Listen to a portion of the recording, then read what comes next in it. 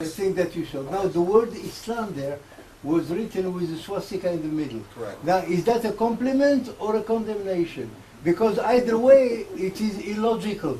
The Muslims don't like to be called Islamo-fascists or Islamo-Nazis. That's reserved for Zionism, of course.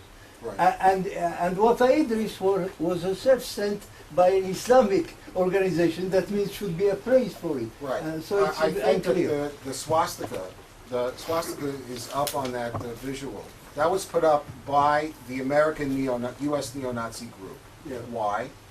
Because for some, there's a bit of a leap. Since their whole worldview is, they hate Jews and they hate blacks. That's the two top, it's not going to change for quite a while. Then you have the illegal immigrants coming from Mexico and elsewhere. That's the Illegal. Illegal. Oh, Okay, illegal. Some people, in LA we call it undocumented immigrants.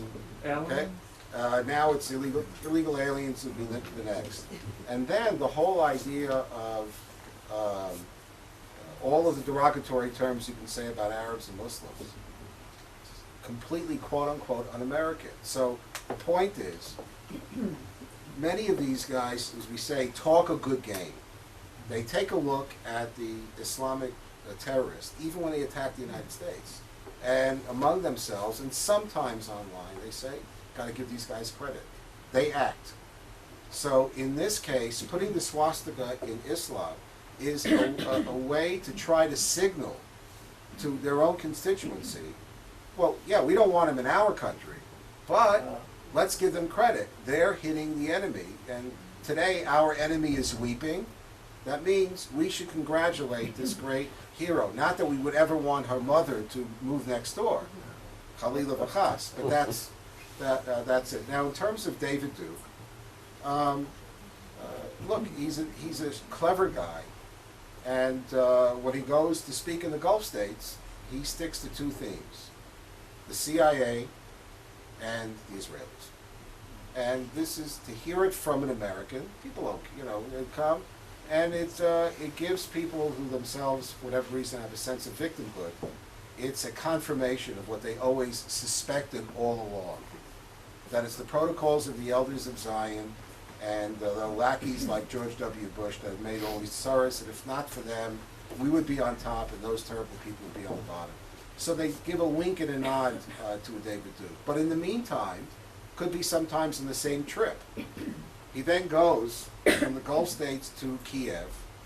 There he can sit benachat with other traditional Jewators and just not give a very, simple, basic thing. He got an honorary doctorate from this place, and he's one of the few international figures, if you will, because he's always thought this way, who's made himself quite a name. I would expect that now that David Irving is out, that we will see him back on Al Jazeera.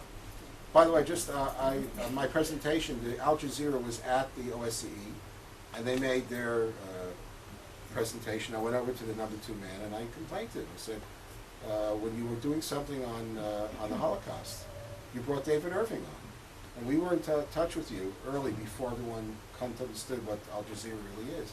Why don't you have survivors of the Holocaust speak directly?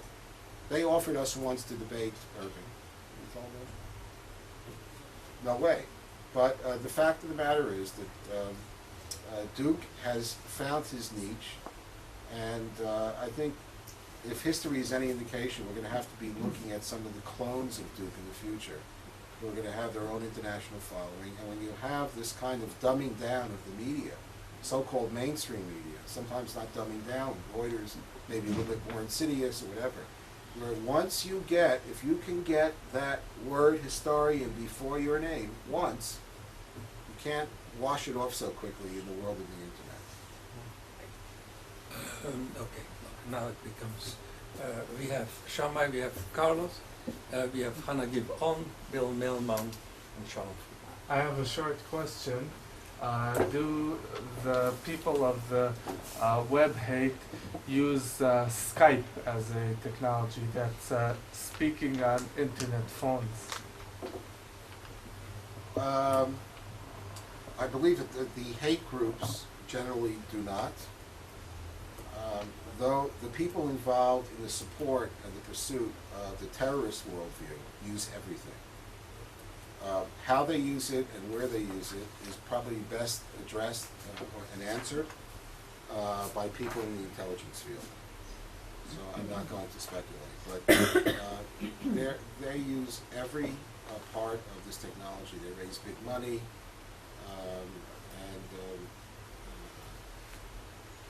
it's a multi-headed hydra. One other point I just wanted to make is that hashkafically, if you will, our approach institutionally is if it's a hate site, we want to get it shut down.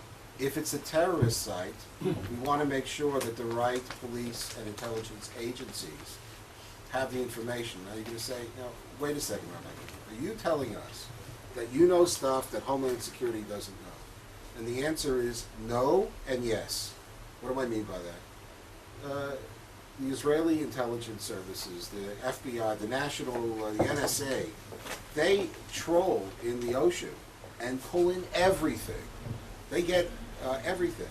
Sometimes what they don't have is they simply don't have enough, if you will, intelligence, a seichel, to put two and two together. So on occasion, yes, we've given stuff to Homeland Security. I'm not happy to report to you that for the first time in this last year, on 3 occasions, we received thank yous from Homeland Security. It's not good. It's not good. So just to... Excuse me, you have an error. There should be an abna with B. That's the children, not Thank you. B. I will... Boy, am I glad I corrected that before I went to Amman.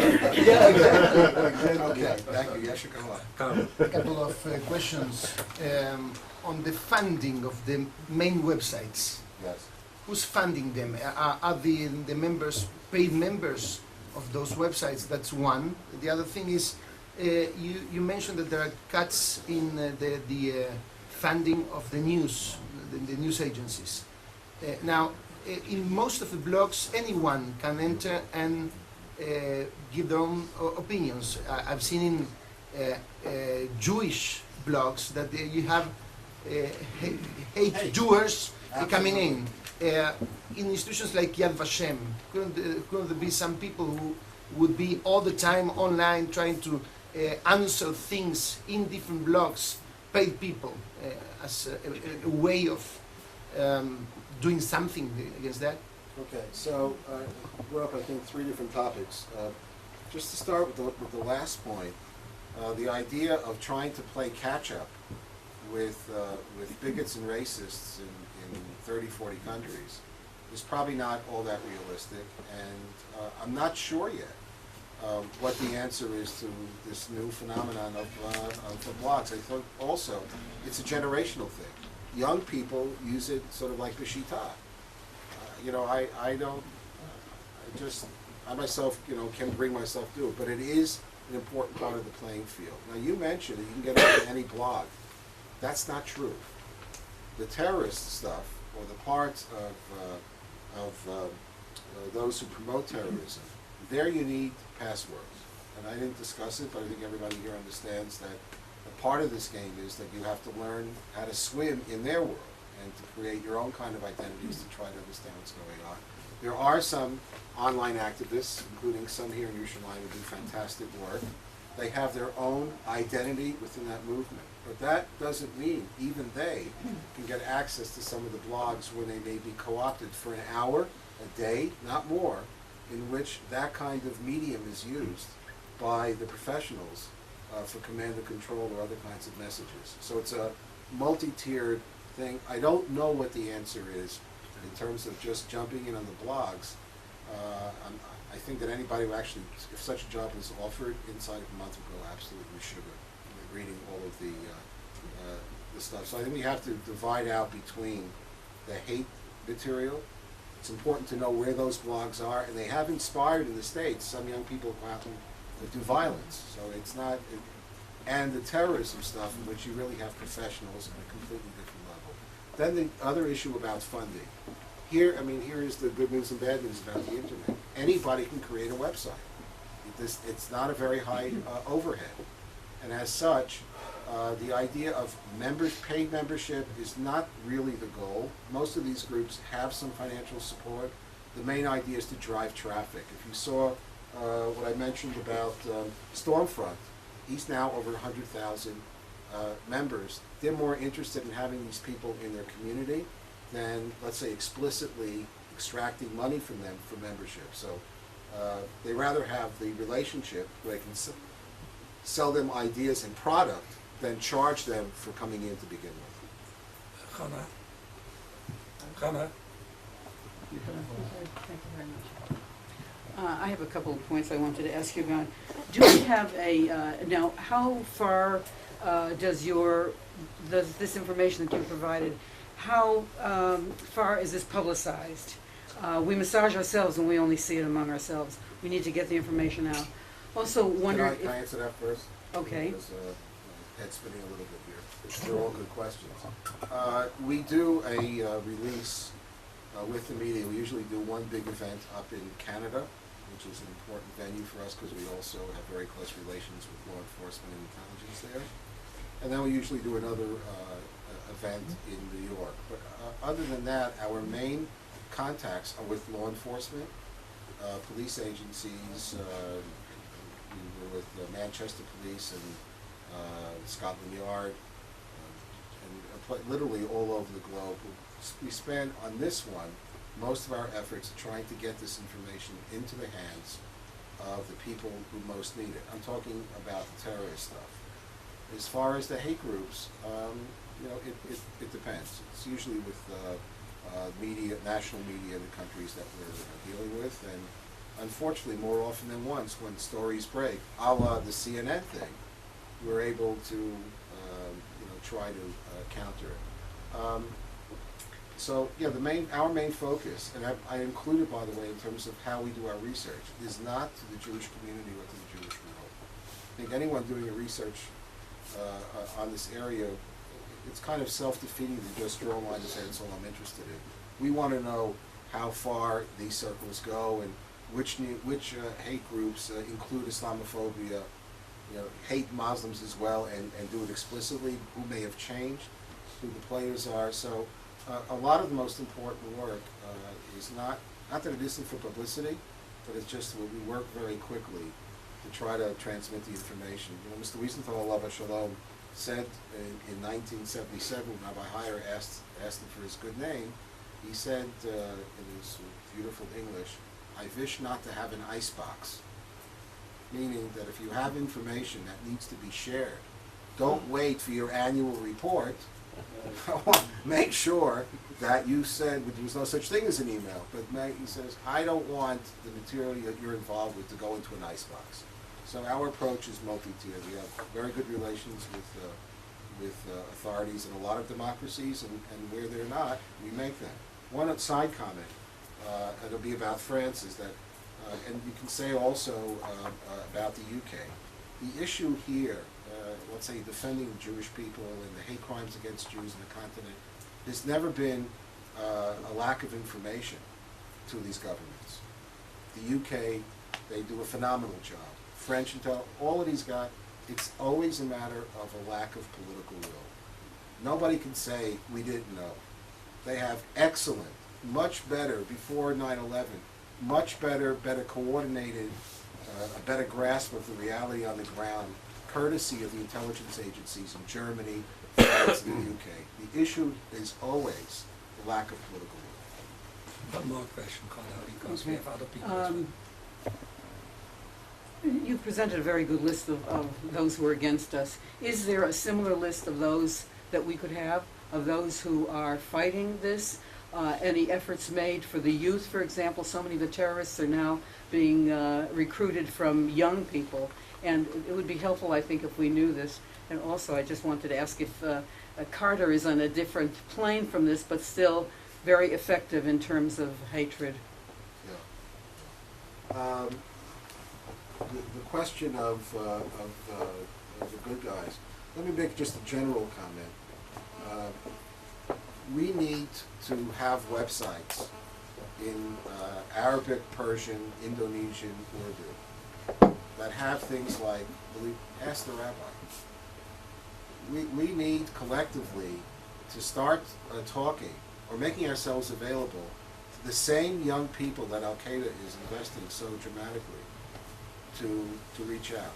This is just a general statement. In other words, there is such a total lack of knowledge in many parts of the world about Jews altogether that I think that we should be using the friendly technologies, take a page from the bad guys, and getting our values and our concerns just introduced to generations of young people. In terms of the United States government, the spending of billions of dollars for the satellite TV network into the Arab world, I wouldn't say it's a complete waste, that if they took 1% of that money and created some websites, it might actually win over some people to the concepts of democracy.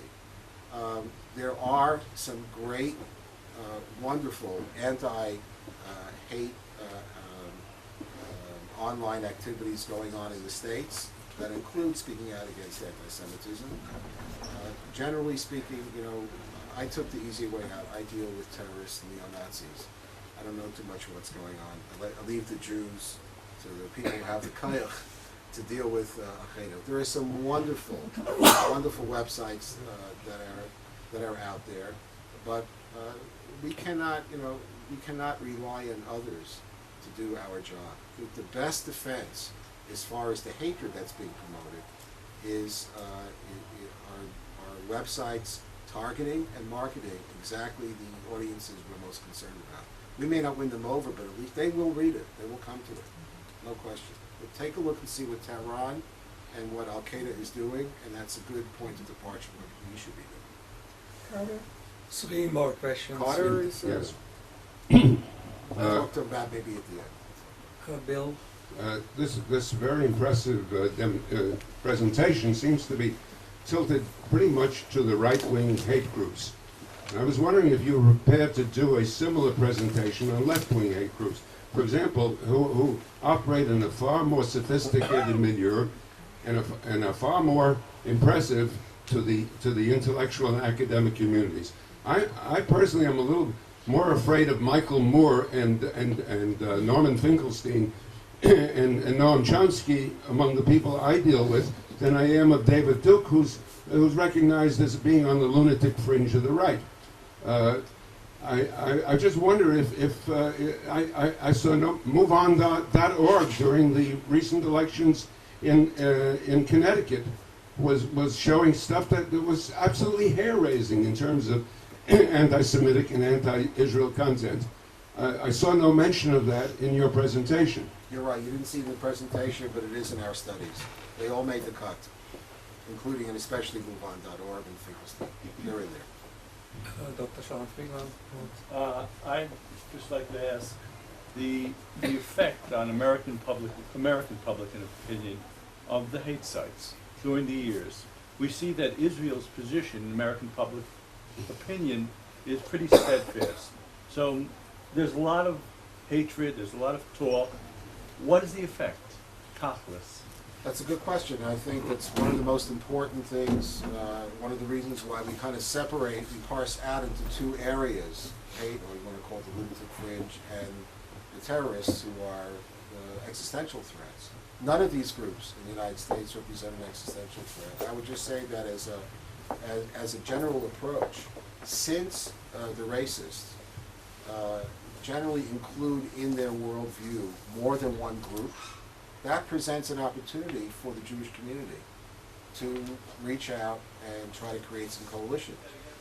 Sometimes those coalitions shift in order to remind folks that, you know, we may have our differences on certain policies, but we have forces out there that if they had the opportunity would do us all in. Just to give one example, in 2001, there was a guy who came down from Oregon, 1,200 miles, drove down, and he wanted to do 2 things. He wanted to launch an attack inside the Museum of Tolerance, the Wiesenthal Center, and he wanted to kill an immigrant. And when he was caught by the FBI later, in his confession, he said, I came to the Wiesenthal Center, and he cased the joint, he went in, and he said, I could get in, but I couldn't get out. So instead, I wanted to choose a softer target. He then, if you know California, drove up the 405 freeway. He stopped at University of Judaism. He had a map. He stopped at Skirba Museum, the conservative, reform.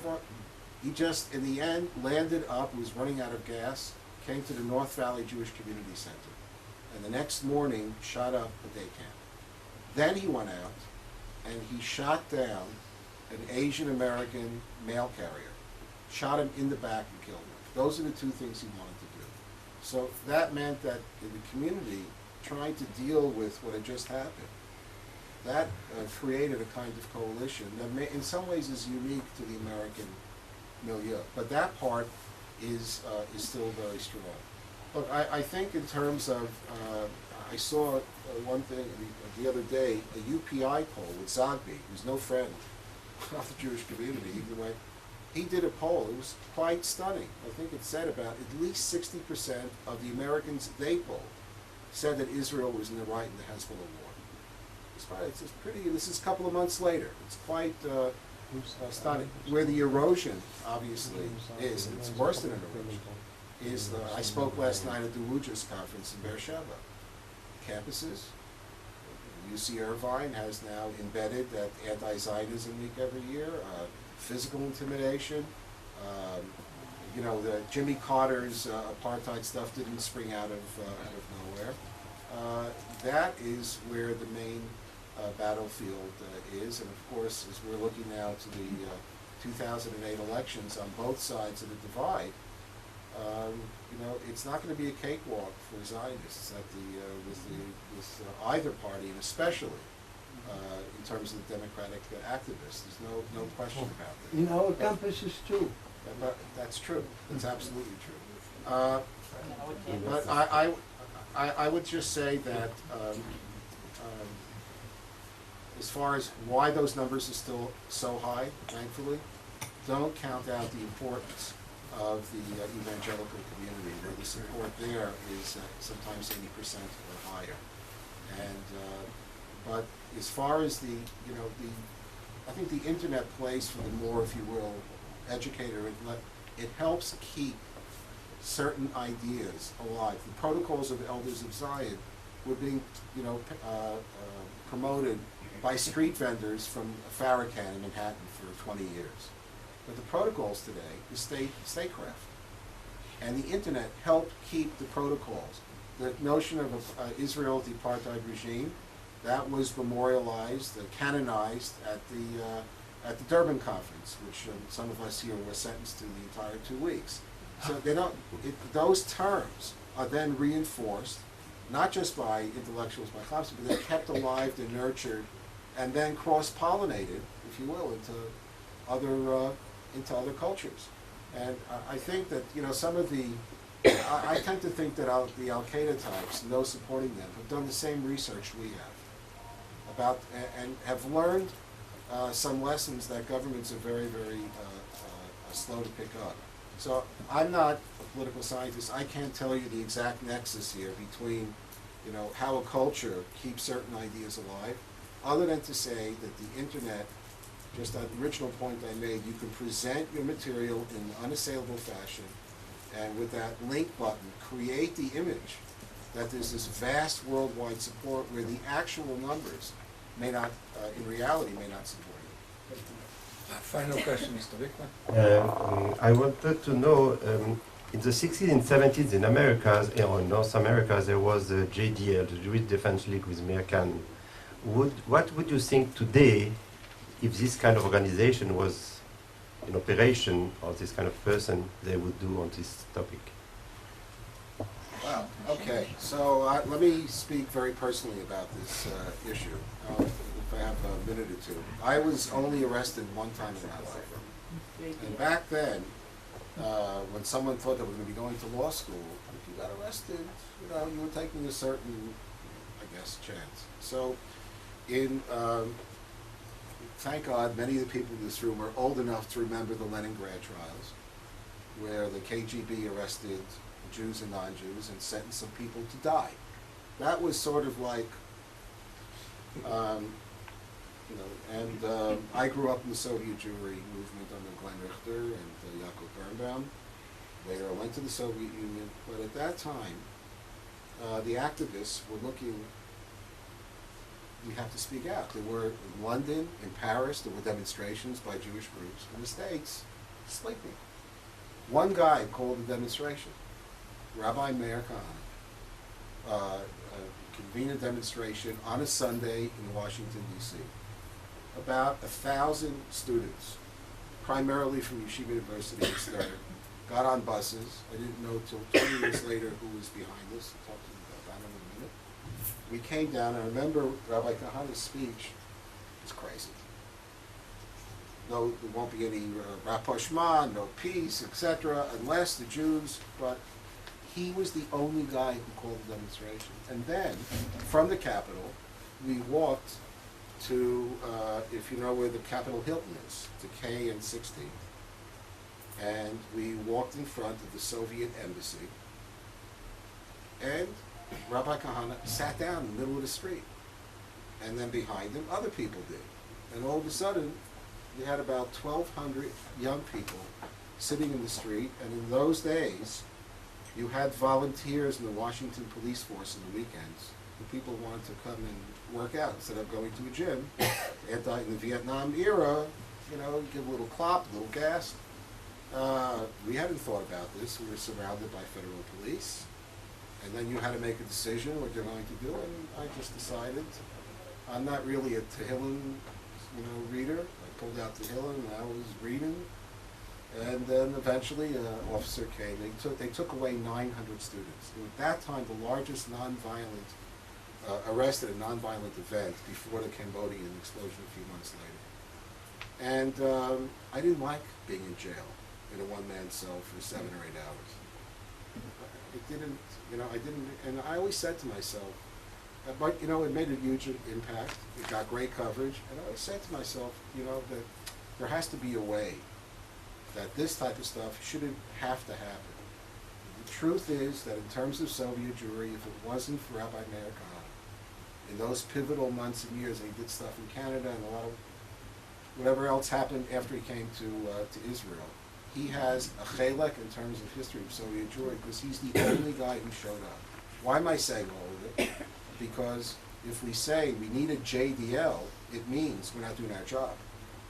That's really what we're saying here. And again, not as a criticism, but we spent a lot of time in France during the early attacks. There was a guy named Vaillant. Vaillant? Yeah, he was the Minister of Interior before Sarkozy.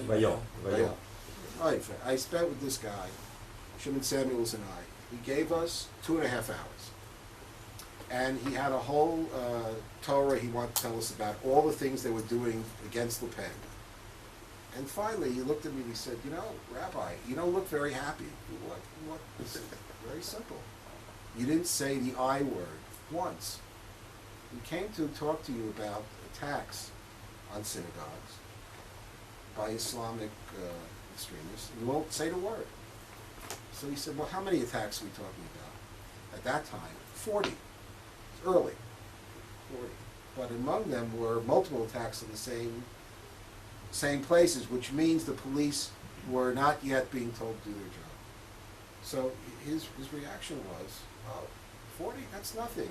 You know how many attacks against Arabs on the streets of France there are? We don't do anything about them either. That was his response. We played a small role, Semi Goslan. What happened was that, the attacks initially took place in neighborhoods that are away from the elite. And people felt that the leadership was not responsive, and I think in the early months they were not. I would say today, by the way, for the record, I think that the leadership of French Jewry has done a fantastic job in the last few years. When people ask me which community am I most worried about, the United Kingdom, not France. So, but the point being is that in a small way, it also influences my worldview. That it should have to come that you need a JDL in order to feel protected means it's out of a sense of weakness and frustration. I think that we can do better. But at the end of the day, if we don't, there will be JDLs that come along.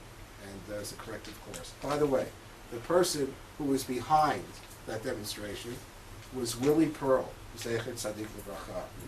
He was the man who sold Eichmann on allowing him to use frozen Jewish funds to take boats of Jews to Palestine. And later on, after the Shoah, he wrote a book called The Forefront War. After the Shoah, he became a lawyer and a teacher in Washington, D.C. He funded the whole thing. Yacharer Pargod, he's the guy who bailed me out. It wasn't until 25 years later when the Wiesenthal Center honored him for his work during the Shoah that I found out I had him to thank for being able to go home to my mother that night in Brooklyn. That was a true leader.